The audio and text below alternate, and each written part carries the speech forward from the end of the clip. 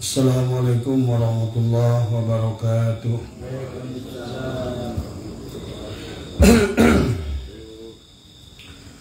Ila hadrati Rasulillah Sayyidina Muhammadin sallallahu alaihi wasallam wa ila kafatil anbiya'i wal mursalin wa li azwajihi ummahatil mu'minin wa li ahli baitihi wa dhurriyyatihi wa ashabihi ajma'in wa sumaina wa ina syaina wa mu'allimina wa ulama'ina wa ushushan ila ruhi syekh musannifi hadra kitab wa rasulihi wa furuhi wa man yantasibu ilaihi ajma'in. Syaulillahi lana wa lahumul Fatihah. A'udzu billahi minasy syaithanir rajim. Bismillahirrahmanirrahim. Alhamdulillahi rabbil alamin arrahmanir rahim maliki yaumiddin. Iyyaka na'budu wa iyyaka nasta'in ihdinas siratal mustaqim. Shiratal ladzina an'amta 'alaihim ghairil maghdubi 'alaihim waladdallin. A'udzu billahi minasy syaithanir rajim. Bismillahirrahmanirrahim. Alhamdulillahi rabbil alamin wassalatu wassalamu ala sayyidina wa habibina wa syafiina maulana Muhammadin wa ala alihi wa sahbihi ajma'in. Subhanaka la ilma lana illa ma 'allamtana innaka antal alimul hakim. La hawla wa la quwwata illa billahil aliyyil azim. Allahumma fa'alaina futuha 'arifina bika bil hikmah wa fa'alaina min ladunka ilma kama fatahta ala sayyidina Muhammadin sallallahu alaihi wasallam bihaqqi taha sayyidil kaunaini wa jadil hasaini abil babuli wal qasimi. Rabbana tabaina wa baina qaumina bil haqq wa anta khairul fatihin. Rabbi shrah li sadri wa yassir li amri wahlul 'uqdatam min lisani yafqahu qawli. Saddid lisani wahdi qalbi bihaqqi jaddina sayyidina Muhammadin sallallahu alaihi wasallam. Rabbi yassir wa la tu'assir wa damin bil khair ya karim. Amma ba'du. Ilahi anta maqsudi wa ridhaka matlubi antini mahabbataka wa ma'rifataka. Allahumma salli nuril anwar wa siril asrar wa tiryaka wa miftahi babil yasar sayyidina wa maulana Muhammadin al-Mukhtar wa alihi al-adhar wa ashabil akhyar abada ni'amillahi wa ifdalih. Allahumma salli ala sayyidina Muhammadin al-habibil mahbub al-alil qadri wal-azimil jah wa ala alihi wa sahbihi wa sallim. Allahumma salli ala sayyidina Muhammad ad-durril azhar wal yaqutil ahmar wa nuril adhar wa syiril lahil akbar. Allahumma ya rabba Muhammadin wa ali Muhammadin salli ala Muhammadin wa zi Muhammadan sallallahu alaihi wasallam wa'ahu. Jemaah sekalian, insyaallah dimuliakan Allah. Sebelum kita mengajian, mari sama-sama kita pasang niat. Bismillahirrahmanirrahim. Nawaitu ta'alluma wa ta'lima wa tadakkura wa tadhkira wa naf'a wal intifa' wal ifadata wal istifadata wal hassa ala tamassuki bi kitabillahi wa sunnati rasulihi wa du'a ilal huda wa jilalata ala al khair ibtigha'a mardatihi wa tawabihi wa qurbihi. Al-Fatiha. A'udzu billahi minasy syaithanir rajim. Bismillahirrahmanirrahim. Alhamdulillahi rabbil alamin arrahmanir rahim maliki yaumiddin. Iyyaka na'budu wa iyyaka nasta'in ihdinas siratal mustaqim. Siratal ladzina an'amta 'alaihim ghairil maghdubi 'alaihim waladdallin. Amin. Bapak-bapak, insyaallah dimuliakan oleh Allah. Pada malam hari ini Abah juga baru nyampe dari Suryalaya, tapi untuk supaya kita ada dalam keistiqomahan, kita akan tetap isi walaupun sebentar, ya setengah jam saja kita akan isi. Tetapi sebelumnya Abah mengucapkan terima kasih buat teman-teman yang sudah bulan kemarin kita membantu bedah rumah di rumahnya Ceyati. Kemudian juga dilanjutkan dengan pemasangan bor ya. Nuhun Kakang Rosidin geus nyumbahkeun sanyoknya, dan juga buat teman-teman terima kasih buat semua yang salah satu daripada kegiatan kita, wujud daripada amal dzikir itu adalah kita harus buktikan, bukan hanya kita belajar hanya berzikir, belajar ilmu tasawuf, tapi bagaimana buah daripada dzikir itu adalah kita menjadi manusia manfaat. Alhamdulillah kita selesai juga untuk menyelesaikan rumah Mang Kubil, yang alhamdulillah dia sudah mengucapkan terima kasih karena sekarang rumahnya sudah jauh dari Iris ya. Dan insya Allah kita nanti akan lanjutkan, mungkin bulan Januari ada 2 rumah yang akan kita bedah ya tadi. Inilah sebagai bukti perwujudan cinta kita, khidmat kita kepada Guru Agung Pengarsa Abah, bahwa Thariqat itu adalah di penghujungnya dalam perjalanan itu adalah perbuatan yang baik, belajar membahagiakan manusia ya. Jadi bukan hanya Bapak gedeg tapi Bapak masih pelit ya, tadi semua. Bapak dikir tapi hati masih bahil ya. Kita buktikan bahwa kita adalah kejernihan hati melihat persoalan orang lain, itu adalah bagian daripada buah dzikir itu sendiri. Pada malam hari ini juga Abah terima kasih buat teman-teman yang udah menemani Abah untuk ziarah ke Suralaya dan sekaligus melakukan perjalanan-perjalanan lain. Semoga juga mohon maaf yang lain tidak diajak karena memang dadakan ya. Jadi acaranya ada dadakan, tidak direncanakan. Alhamdulillah ada 15 orang yang nemenin Abah 3 mobil kita ke Suralaya. Jadi direncanakan jam 8 pagi, jam 1 siang berangkat gitu. Banyak yang protes kenapa saya nggak diajak tadi semua ya.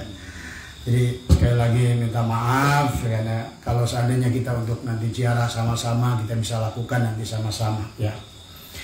Malam hari ini Abah ingin menanggapi saja dari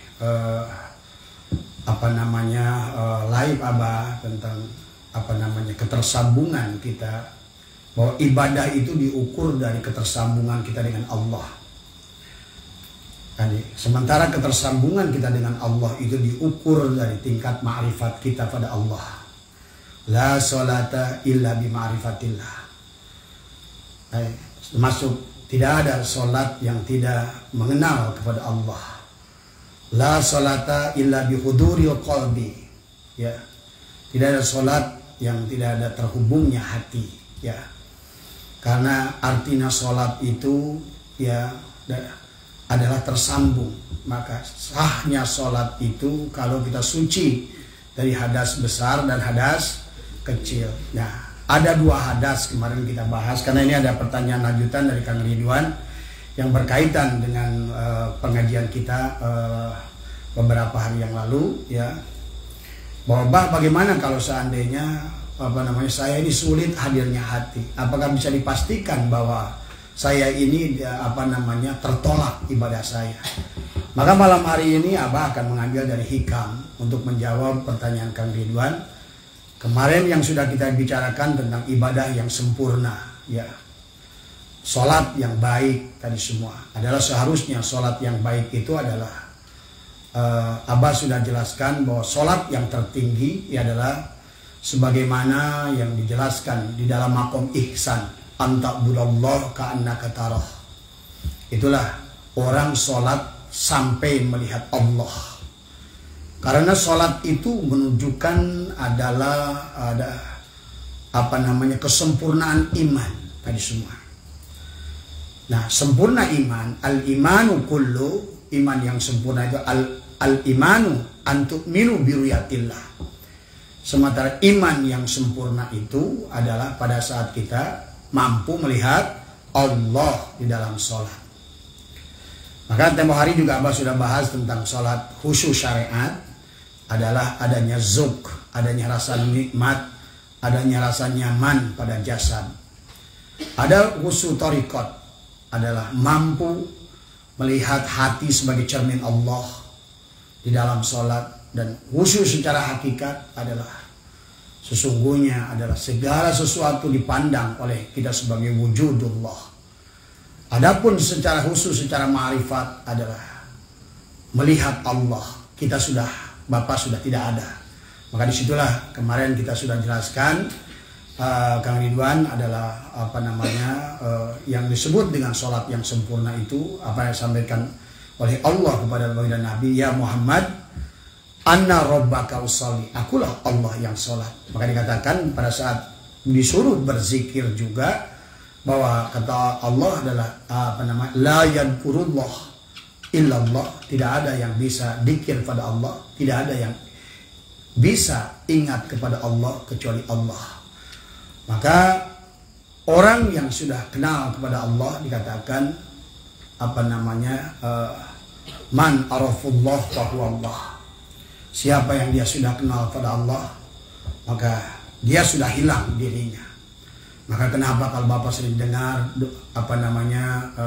doanya Tuan Syabdul Qadir, ud'uni astajib lakum.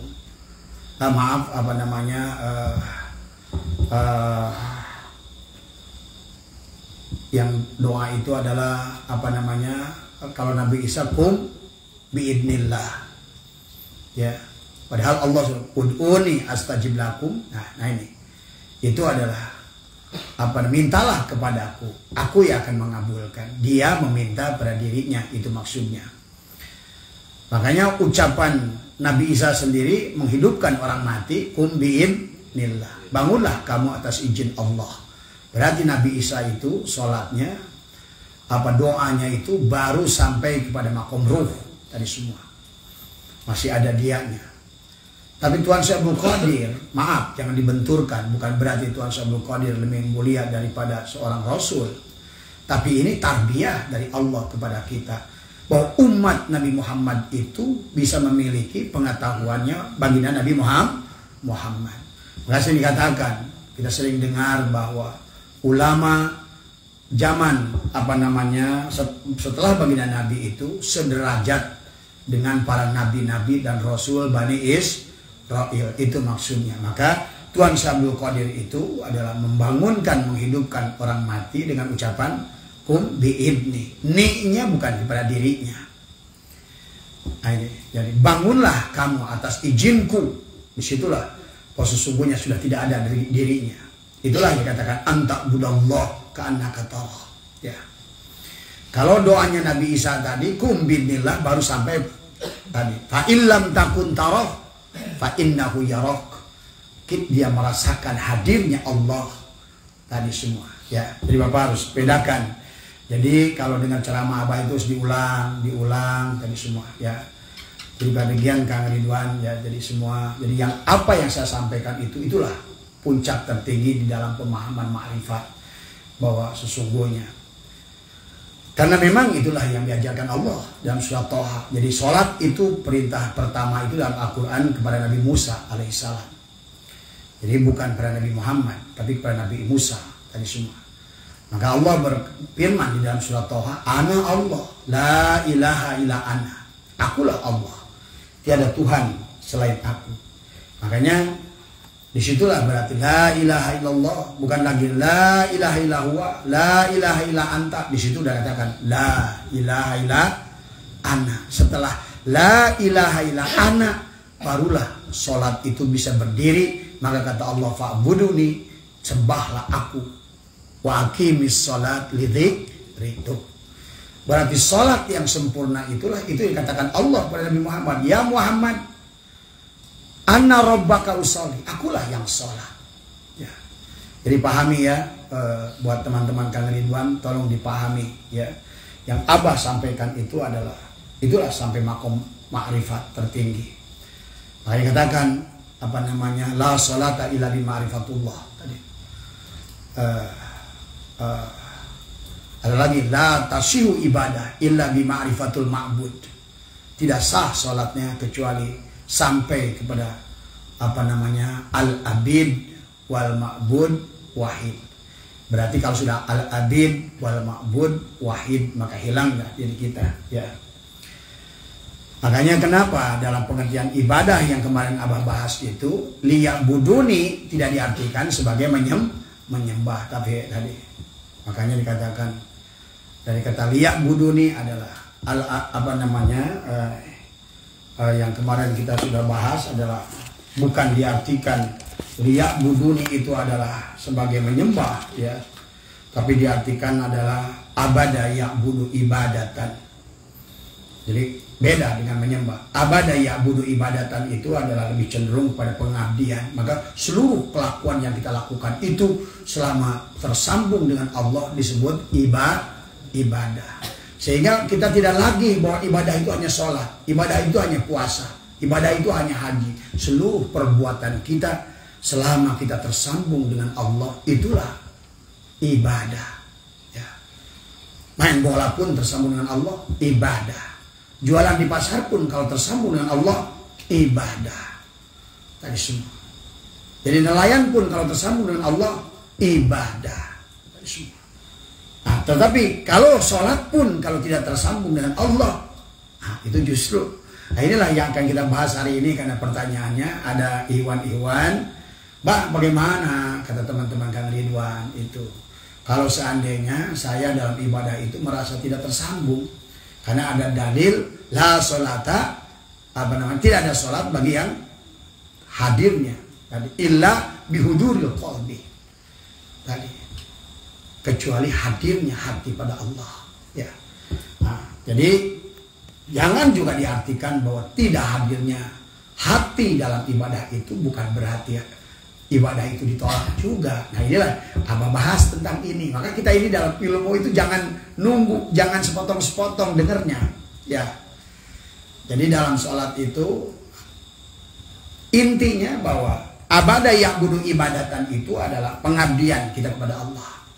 Maka kemarin Abah sudah bahas pada saat kita sebagai abdun, sebagai abdi, kemudian Allah sebagai ma'bud, al-abid kita, Allah al-ma'bud.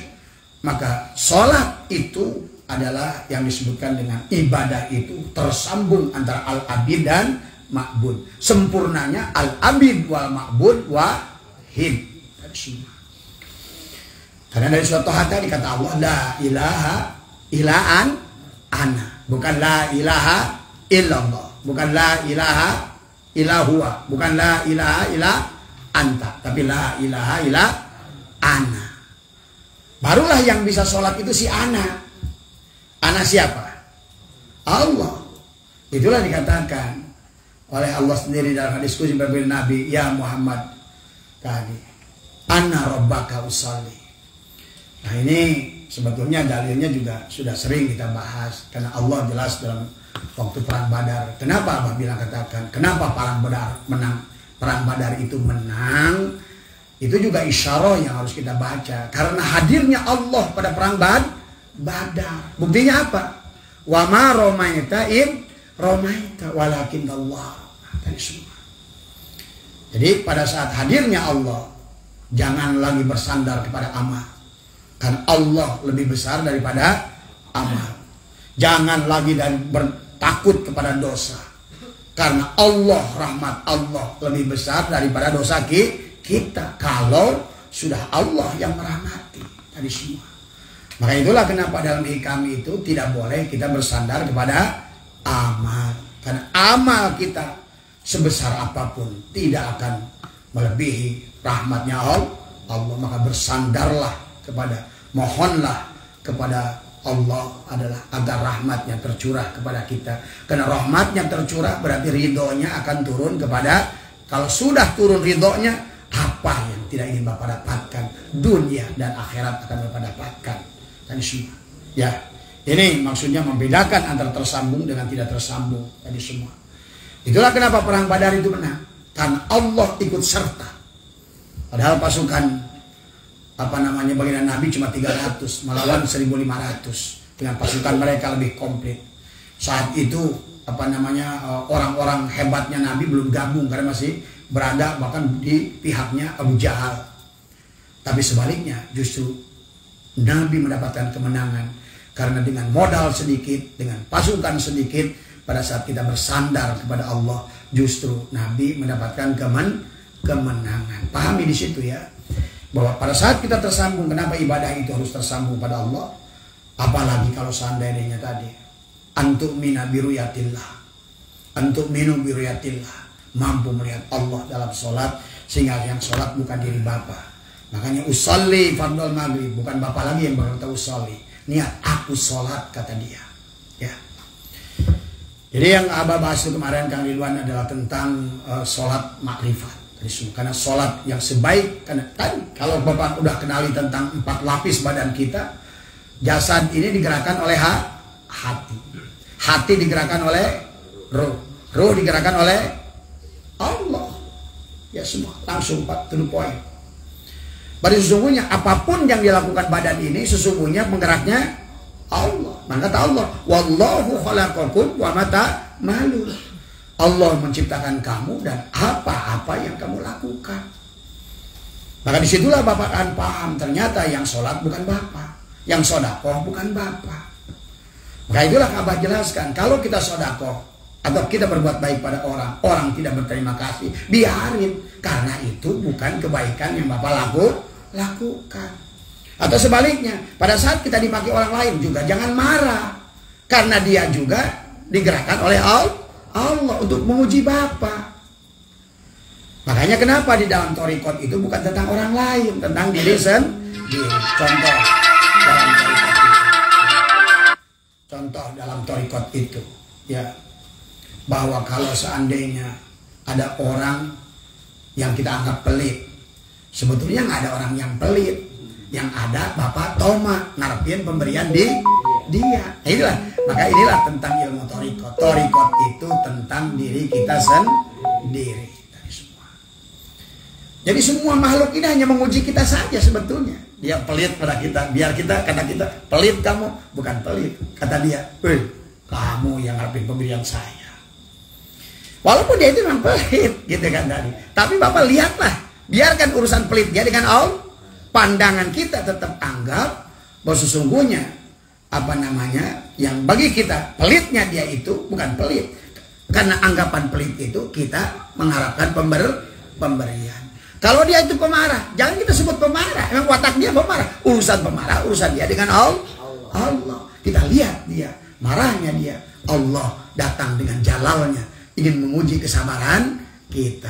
Jadi kita disebut orang itu pemarah karena kita tidak sabar sebenarnya. Itu paham ya. Jadi thariqat itu tentang melihat diri kita sendiri, bukan thariqat itu bukan untuk menyalahkan orang lain. Tadi semua. Jadi kalau kita ngaji ini sebenarnya kita sedang menyalahkan diri kita sendiri. Kita sedang membaca kelalaian, kebodohan diri kita sendiri. Tadi semua. Kalau ada yang tersinggung itu salah di dia. Tadi semua. Ya. Pahami oleh Bapak ya. Jadi hubungan kita dengan Allah itu di situ. Makanya kenapa Abah kemarin bahas bakal lebih sempurna dibahasnya tentang sholatnya, tentang ininya semua. Tapi yang sekarang dipertanyakan oleh temannya Kang Ridwan itu, bah saya ini belum bisa begitu. Apakah dzikir saya ini ditolak? Apakah sholat saya ini juga sia-sia? Belum tentu. Maka untuk menjawab pertanyaan itu Abah mengambil dari hikam ya. Jadi Abah bersandar saja kepada ulama ya tentang bagaimana amal itu pada saat tidak ada hadirnya hati.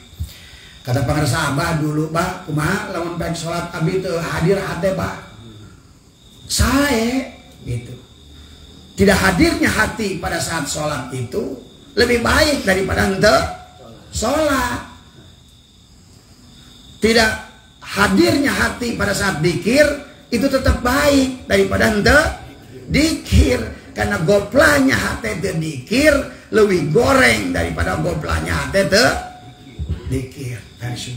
Jadi goplanya hati tidak dzikir lebih baik daripada goplanya hati yang sedang berzikir lebih baik daripada tidak berzikir. Biarkan goplah asal wujud amal. Makanya Abah bahas tentang pertanyaan ini Kang siapa temannya ini jawabannya, tapi bukan jangan ngikutin ini jawaban ini kadang-kadang kalau ngaji itu suka beda beda koridor. Kan kemarin kata Abah boleh tidak hadir hati. Ini kalau seandainya Bapak tidak hadir terus Bapak berhenti. Intinya teruskan macul walaupun belum panen. Terus nanam walaupun belum ada sugan we atung kemah ada buahnya. Tadi semua ya. Justru malah udah hati goplak tidak dikir itu lebih buruk.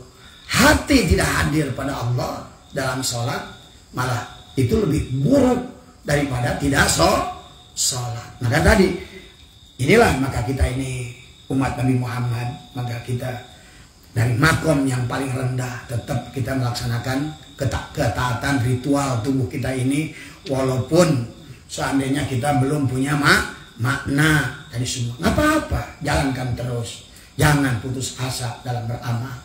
Nah, itulah kenapa dalam hikam yang kita bahas tidak boleh kita bersandar kepada amal. Itulah akibatnya. Pada saat Bapak merasa tidak hadirnya hati dalam beramal, akibatnya Bapak berhenti beramal. Atau merasa buah amal itu belum ada, maka akhirnya Bapak juga berhenti dalam beramal. Tadi semua ya.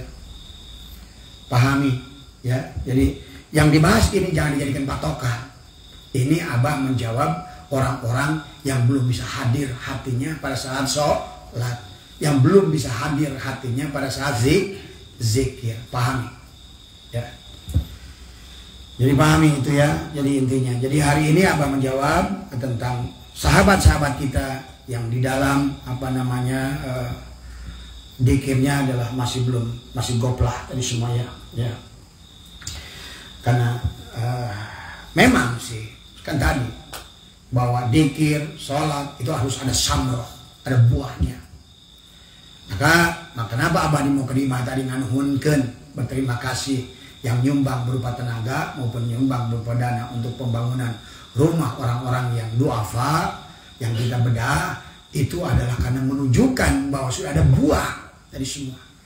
Itu maksudnya ya. Nah, tapi kalau seandainya dikir itu masih untuk dirinya ya nggak apa-apa juga dari semua ya. Karena nanti di penghujungnya Bapak itu penuh kasih sayang. Makanya itulah kata Allah, asin kama ahsanallahu alaika. Berbuatlah kamu baik sebagaimana aku berbuat baik padamu sebelum kalian berbuat baik pada diriku, kata Allah. Ya. Jadi jangan kita ini menunggu perbuatan baik dari makhluk itu dengan mengharapkan perbuatan baik dari mereka, dari semuanya. Baik ya, jadi Abah akan sampaikan bahwa jawaban ini ada dua hikmah yang bisa menjawab tadi ya. Jadi tidak tersambungnya itu kenapa tadi? Yang pertama adalah kalau seandainya tidak hudurnya hati, gimana? Semua. Karena kenapa ada ngerti wudu? Wudu itu kan memisahkan kita dari Allah, memisahkan dari selain Allah, supaya bisa sholat. Kenapa harus ada wudu? Wudu intamim, wudu yang sempurna. Karena kita supaya bisa zikir. Maka Abah ngambil kesimpulan, oh berarti wudu itu adalah menapikan najis dari tubuh kita. Itu najis dohir. Menapikan selain Allah, maafi qalbi ghairullah. Menapikan selain Allah di hati kita. Itu yang sempurna. Tadi semua ya. Jadi makanya ini tadi yang tidak sempurna. Tapi kata Syekh Athaillah, belum tentu orang yang tidak merasakan manisnya ibadah, belum ada lazatnya ibadah, belum ada manisnya dikir, belum zub di dalam sholat, belum tentu dia itu masuk kategori tidak hus. Kadang-kadang datang ke dalam hati buahnya, tapi tidak dirasakan oleh Bapak. Karena tadi takutnya. Nah ini makanya kita husnudon.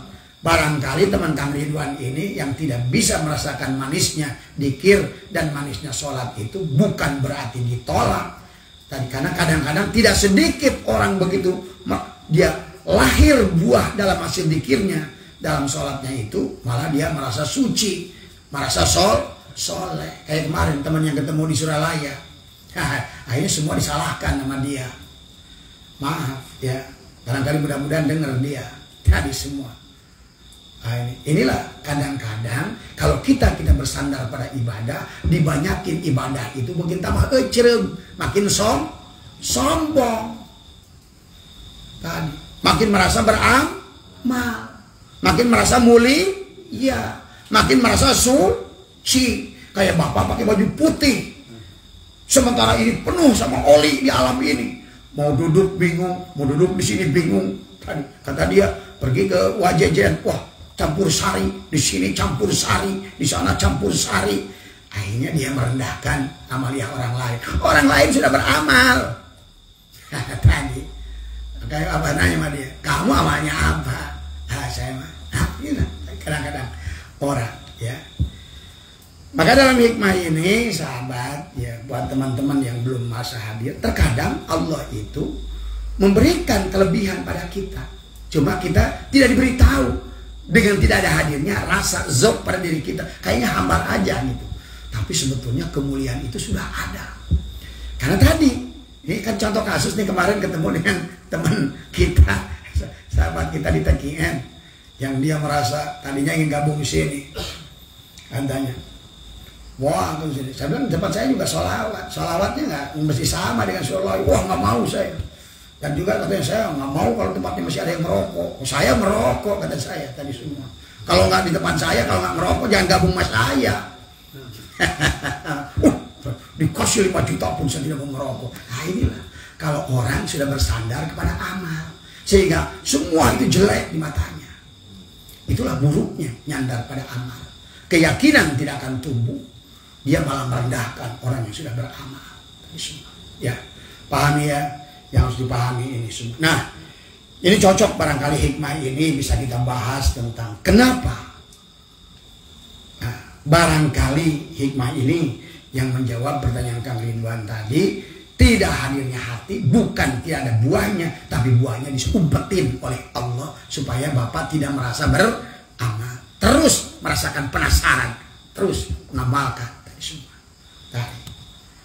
Sehingga kalau makan tema sebehna makin dimakan masih lapar terus tuh suaranya kayak sebut. Nah begitu. Ternyata dalam hikmah ini Syaikhullah menjelaskan terkadang ada amal yang dilakukan oleh kita itu tidak kita rasakan kehadiran Allah, kehadiran hati kita tadi semua. Ya. Makanya ini suka aneh saya melihat teman-teman di Suralaya ini kadang-kadang kadang-kadang jadi Wahabi TKN gitu kan, ya bid'ah, itu bid'ah, itu bid'ah tadi semua. Inilah karena tidak paham tadi semua. Selama amal itu tidak dilarang oleh Allah dan Rasulnya, pasti mursyid akan ikut. Lihat kan surah Asy-Syura.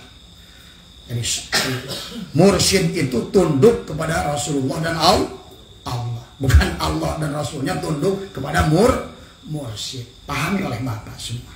Bahkan sebenarnya amal yang lahir dari diri kita itu sebetulnya juga dari bimbingan dari guru mursyid tadi semua.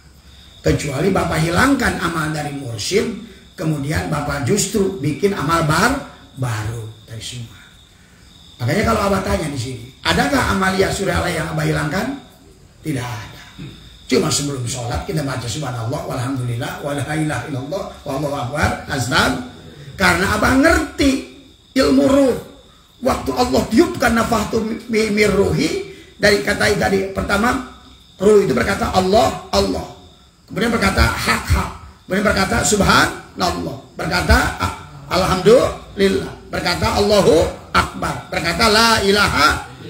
Itu sebenarnya. Karena nggak tahu aja. Barangkali malah Abah menyempurnakan kepada kita amalia kita tadi semua. Ya. Itu yang pahami. Kemudian setelah sholat kita baca apa? Subhanallah bihamdihi subhanallahil adzim. Astagfirullah. Bukannya kata Nabi, dzikir yang paling tinggi setelah la ilaha illallah baca apa? Subhanallah bihamdihi subhanallahil adzim. Apakah itu menyalahi kalau seandainya kita diamalkan? Tidak. Tahu udah selesai dzikir. Coba. Masa dianggap campur sari? Tadi. Kalau seandainya kita habis dikiran, habis apa, Sayyiduna Muhammad Rasulullah, kita nyanyinya apa namanya, jingle bell, nah itu baru. tadi semua salah, tadi semua. Ini kita disuruh tasbih, disuruh tahmid tadi, karena begitulah ya. Inilah makanya tersautik Wahabi ditekian tadi. Ya anggapnya tuh emang nyaho, karek nyarah oge geuning Allah hadir teh aya teu. Iya. Semua. Kita mah udah ngamalin lebih dari 10 tahun Allah hadiri, ya masih ribut. Bening ada ya suara Allah hadiri, Allah nadiri, Allah syahiduna, Allah mu'i. Inilah ya. Makanya tadilah maka udah kita karena torikot itu tentang diri kita, kalaupun ada orang nimpali ya kita hanya sebatas menjawab saja tadi semua ya. Nah, Kang Riban barangkali kalau seandainya kita udah 20 tahun ikut takian tidak merasakan buahnya dzikir, buahnya sholat, barangkali Abah juga ini bukan berarti Abah paling tahu, hanya Abah saling bersandar pada ulama tadi semua. Syatoilah berkata, qauluhu la ta'as min qabuli amalin ya. Lam tajid bihi wujudal khuduri. Qabuli amalin lam yajid bihi lam amalin wujuda khuduri parubbama kubila minal amali malam tudrak syamratuhu ajilan. Di sini dijelaskan oleh musannif la tayas ojo putus asa sira tuh ojo putus asa sira min qabuli amalin saking dan tarimanya amal dari belum diterimanya amal lam tajid kang orang demu sira pihi ing dalam amal. Di dalam amal tidak kita merasakan ketenangan, kedamaian tadi semua. Wujudal huduri ing wujudi hadirnya atau hudurnya atau ijabah ya. Hadirnya hati, zot pada hati atau zadbah tadi semua. Biasa aja perasaan kayaknya dikir-dikir ngalamun jalan, bukan berarti itu amal tidak diterima ya. Bukan, pahami ya. Dikatakan minal amis saking amale opo ma yang berkaitan lan tudrok kang ora den temu samrotuhe wae amal buahnya amal tadi semua ajilan ing dalam amal di sini. Tapi dikatakan oleh di dalam syarahnya di sini, di dalam syarahnya bahwa bisa jadi amal itu jangan putus asa dalam mengerjakan amal karena takut amal tidak diterima. Kenapa takut tidak diterima? Karena sulit khusyuk dalam sholat, sulit khusyuk dalam itu bukan berarti amal tidak diterima sebenarnya. Walaupun ada yang banyak tidak diterima, kan tadi. Jadi bahasanya kalau seandainya, makanya ada bahasa yang namanya ibadah itu, yang namanya sholat itu kan tadi. Bahwa dalam sholat, dalam apa itu, bukan apa ya istilahnya itu ya. Jadi abada ya budu ibadatan tadi ya, karena liya buduni itu dari kata abada ya budu ibadatan, artinya pengabdian kita. Berarti karena pengabdian harus merasakan tadi. Pada katakan la tasihu ibadah illa bi ma'rifatil ma'bud. Itu memang ada penjelasannya. Tapi saya Toilah menjelaskan lagi di sini bahwa tidak semua amal yang Bapak tidak rasakan manisnya zot atau zadbah di dalam melakukan amal atau tidak ada kehusuan galider tadi semua itu ternyata tidak semua amal yang demikian itu ditolak. Terkadang Allah menyembunyikan karena tadi soksian Bapak merasa soleh, takut Bapak merasa lebih dari orang, takut Bapak merasa lebih suci dari orang. Ini masalahnya karena setiap Bapak merasa lebih soleh dari orang lain berarti itu kibir, sombong. Padahal apa kata baginda Nabi? La yadkhulul jannata. Tidak akan masuk surga. Tadi. Man kana fi qalbi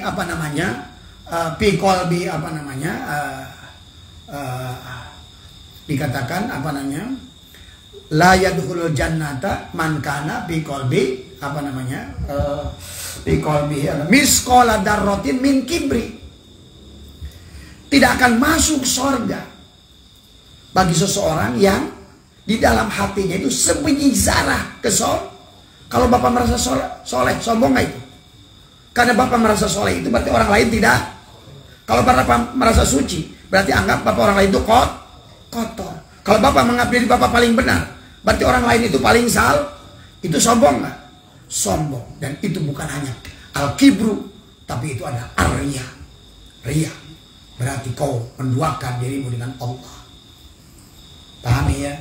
Jadi kalau mendengarkan ilmu-ilmu tasawuf itu tidak boleh hanya satu hujah yang Bapak dengar. Maka Abah berkata begini, itu untuk siapa? Untuk apa? Kapan waktunya? Dan semua. Makanya juga termasuk dalam bahasa hadis baginda Nabi. Banyak orang salah mengartikan karena nggak ngerti asbabul wurudnya. Tadi semua. Ya. Nabi berkata kepada orang Badui tadi dalam sebuah hadis bahwa mencari ilmu satu kata itu lebih baik daripada kamu sodako 1000 unta. Itu hitomnya siapa? Hitomnya orang Badui yang diurus itu tiap hari hanya bagaimana nambah unta. Maka Nabi berkata kepada orang Badui itu, menuntut ilmu itu lebih mulia daripada kamu punya 1000. Berarti hitomnya itu kepada orang Badui itu. Karena dia lebih mengutamakan memelihara unta daripada mencari ilmu. Tapi kepada orang yang sudah mencari ilmu, Nabi berkata lain lagi. Tadi bukan ilmu tuh tadi.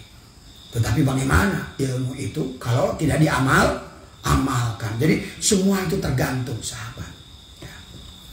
Sama dengan ayat tasabuh, man tasabbaha biqaumin fahuwa minhum. Ini juga bukan ayat.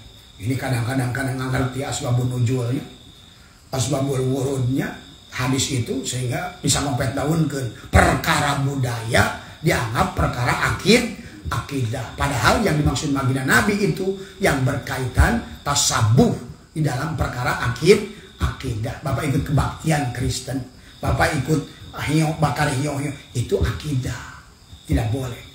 Tapi cara berpakaian, pakai celana, pakai topi, pakai ini, pakai motor, pakai mobil, itu budaya namanya. Ya, zaman Nabi itu nggak pernah bikin pondok pesantren karena itu adalah budaya. Tadi semua. Maka dalam hukum itu ada wajib, tataril akamul khamsah, ada wajib, ada sunat, ada makruh, mubah. Maka bikin pondok pesantren itu adalah mubah hukumnya. Tadi semua. Bahkan Bapak bikin masjid pun sebetulnya bisa mubah. Tadi semua. Tetapi karena ada datang wajib, tadi semua yang mubah pada saat ada ternyata mempelajari ilmu agama itu wajib, maka pondok pesantren tadi walaupun dia mubah adalah menjadi di mana diajarkan perkara wajib, perkara mubah itu menjadi wajib. Pada saat genteng bocor, maka tangga itu adalah mubah. Tapi pada saat karena wajib menambal itu, maka tangga itu jadi wajib nggak? Wajib. Anak tangganya wajib nggak? Wajib. Nah begitulah bertorikot. Torikot itu nggak wajib. Tapi membersihkan hati adalah wajib. Tadi sunnah. Maka dalam pandangan torikot itu ada menurut pandangan ada 2 kelompok. Dalam menurut pandangan Imam Ghazali, sebetulnya bagi orang-orang yang belum berilmu itu seolah-olah dilarang katanya begitu. Karena kata berpandangan Imam Ghazali, orang yang sudah bertorikot, bermursyid itu orang-orang yang hatinya udah suci. Orang-orang yang sudah berilmu. Tapi kan tidak sependapat, itu khilaf itu tadi. Ya, karena Imam Sajili, Imam Naksabandi, dan yang lain-lain ahli torikot, termasuk torikot Akmaliyah, Wahidiyah, Naksabandiyah, Qadiriyah, dan lain-lain lebih banyak tidak sependapat dengan Imam Ghazali. Ya. Justru jangan dibalik. Bapak kalau nyuci, kotor dulu, nyuci dulu atau bersih dulu? Nggak, mau nyuci itu tujuan nyuci apa makosidnya? Membersihkan. Kata Imam Ghazali sebaliknya. Bapak belum berhak bertorikot karena ilmunya belum cukup. Kalau menurut awal bisa pendapat dengan Imam Sajili, dengan imam-imam yang lain. Justru torikotnya tidak wajib, tetapi membersihkan hati adalah wajib. Tadi pada saat hati tidak mampu melihat Allah, maka dikatakan adalah innallaha la yanduru ila suwarikum. Tuh, Allah itu tidak melihat tubuh Bapak, tidak melihat warna kulit Bapak, tidak melihat agama Bapak bahkan.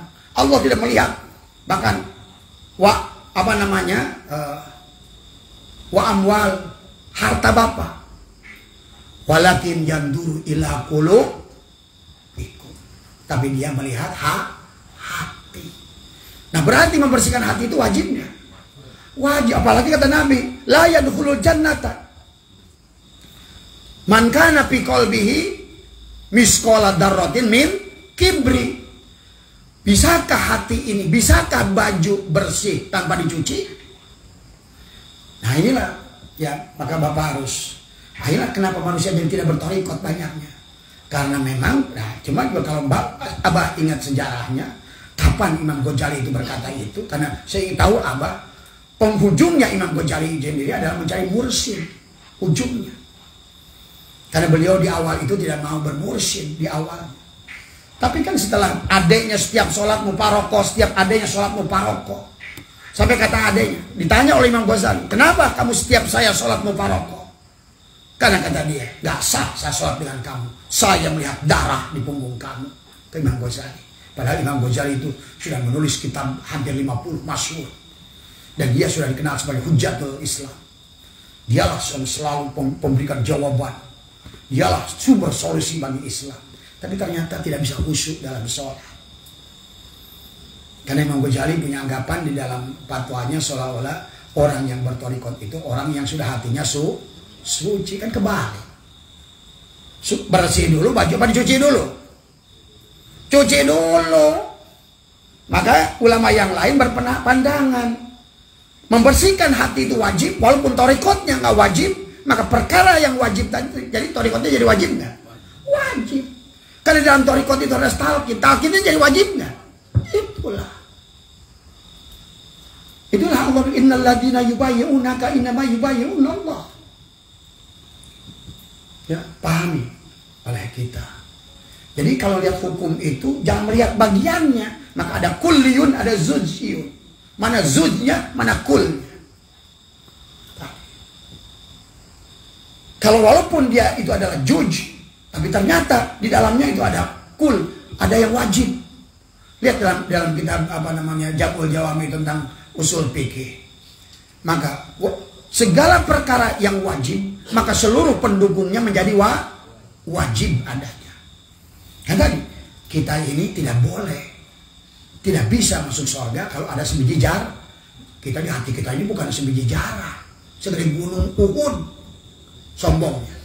Makanya tadi Agus dengerin tuh yang teman kita yang lain sombong kan tuh.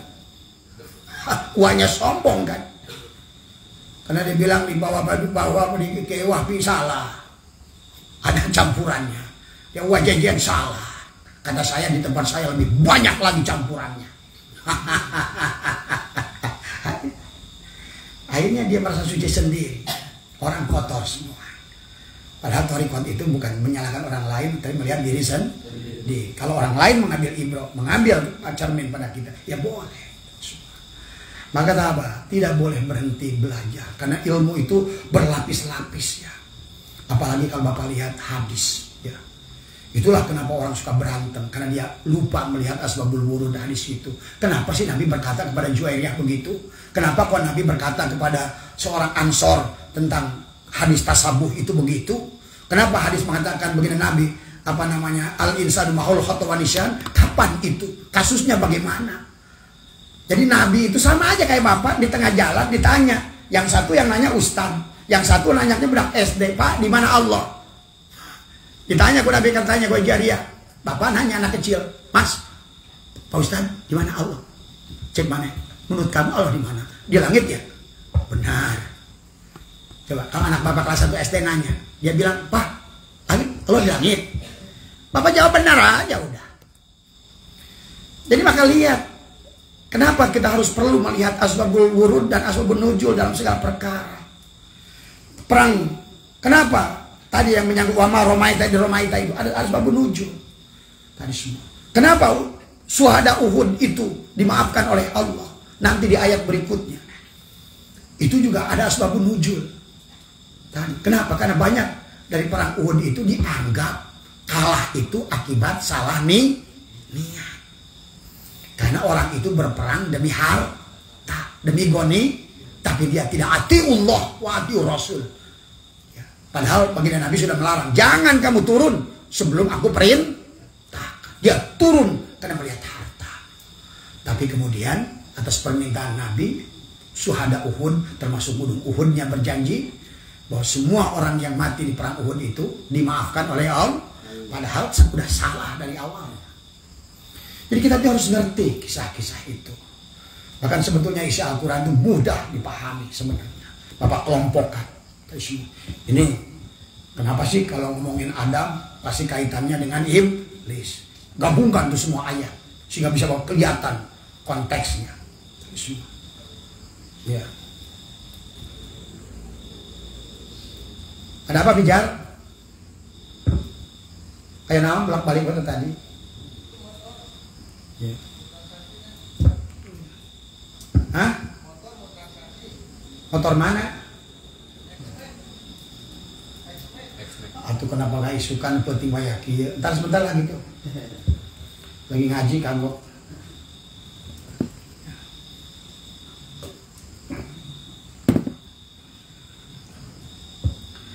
Ya. Duit mah urusan duit mah. Selain waktu nak. Bukan duit. Udah tadi ya. Jadi pahami ya. Jadi makanya itu ngaji itu nggak boleh berhenti. Karena ilmu itu berlapis-lapis. Ya kalau abah lagi ngomong gini nih, lagi ngomong apa nih sebenarnya. Makanya dianggap bahwa wah kalau begitu berat. Enggak. Buktinya di sini enggak.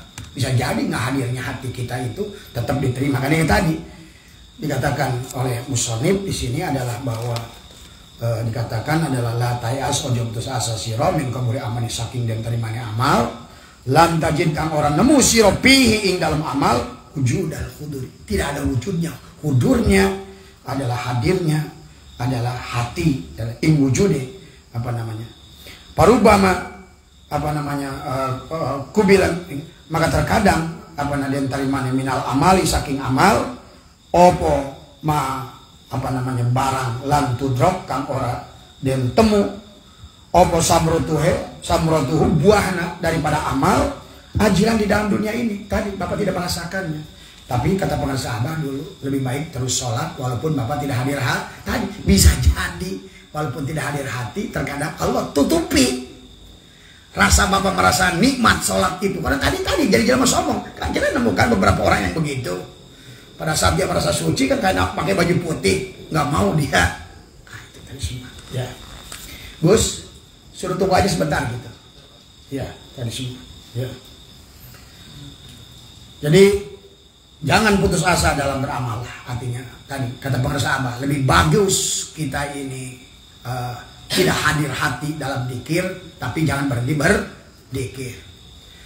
Terus sholat walaupun tidak hadir hati. Yang Abah bahas kemarin itu lain soal. Tapi bukan berarti kalau tidak begitu tidak sholat. Nah ini semua. Makanya ngajinya jangan sepotong-sepotong. Ini semua ya. Jadi kalau amal tidak dibarengi dengan hadir hati maka betul memang keterangannya kalau yang kemarin tadi semua bahasanya tadi semua ya. Parubama aku bilang minal amal jangan putus asa amal karena terkadang amal diterima sebenarnya tapi lam tudrok samrotuhu ajilan itu adalah buahnya nggak dirasakan oleh Bapak, disembunyikan oleh Allah. Ya. Jadi lebih baik goplah atau lalai tapi wujudnya amal daripada goplah tidak wujudnya amal. Ingat catat itu ya. Itu kata pengarang sahabat dulu. Biarkan goplah asal wujud amal. Bukan berarti jadikan alasan penjelasan Abah kudu sempurna kayak kemarin itu menjadikan Bapak tidak bernafsu ini ya pahami. Nah kemudian dikatakan ya penyebabnya itu apa sebenarnya kalau kita mencari penyebabnya tidak bisa hadirnya hati melihat Allah kan tadi antuminu biruyatil harus mampu melihat tadi anta budallah ka annaka taroh tadi semua. Maka kenapa ada yang kedua makom muraqabah tadi. Maka muraqabah itu menjelaskan tadi fa illam takun taro fa innahu ya rasakan saja oleh kamu. Jangan juga merasa kehadiran Allah itu ditatap oleh Allah. Kamu sholat Kayak kamu sedang perlombaan sholat dilihat oleh juri. Sehingga Allah itu melong kio. Panona segede kio. Jangan juga begitu. Tapi minimal kata ulama, kita kalau seandainya makan dengan orang kita hormati, yang biasanya kita nyapetnya nyeplak, kita kan pelan, calon mertua di rumah. Yang biasanya nggak sesalaman kita cium tangan. Itu merasakan kehadiran tadi semua. Coba bapak mertua lagi calon mertua duduk di sana, bapak makan di sini, yang biasa pelan-pelan ambil nasi juga, Bismillahirrahmanirrahim, begitu kan beda kan, bisa bedakan kan tadi semua. Nah itu maksudnya bapak walaupun tidak melihat Allah, rasakan seolah-olah tadi fa'ilam takun tara fa innahu yara, tapi jangan dibayangkan Allahnya itu. Nah tadi makanya itu kadang-kadang Abah juga suka bingung ngebahasnya tadi semua. Karena bapak itu seharusnya mengatakan Allahu Akbar itu kalau sudah nyatu tadi. Al-abid wal ma'bud wahid tadi semua. Ya. Itulah yang sempurna tadi semua. Berarti itu sudah makom syahadah tadi semua. Ya. Silakan di mana bapak berada lihat semua. Nah penyebab penghalangnya dikatakan kaifa yatajibu bil haqqu bi syai'in walladhi yatajibu bihi huwa bihi dohirun wa mawjudun hadirun. Kaifa hale bukaya opo ya tajibu dari makalangan. Opo al haqqu zat Allah kang hak. Bi syai'in kalawan perkara sawiji, dengan perkara apapun yang menghalanginya.